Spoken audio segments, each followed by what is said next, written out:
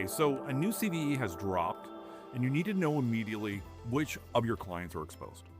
Enzo lets you ask that question in natural language and cuts through any of the noise to tell you exactly where to look first. Okay, so from vulnerabilities, what we're going to do here is I'm going to paste in which of my devices are exposed to CVE 2026-7908.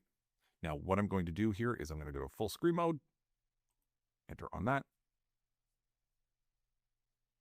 and wait for the results to load.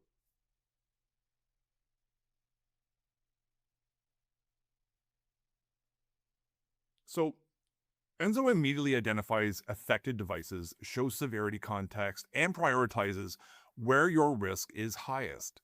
It tells you exactly the exposure, not just flags it, so you can act and not just react. As you can see here, it tells me exactly what devices are exposed, and it tells me about remediation, what you should be doing.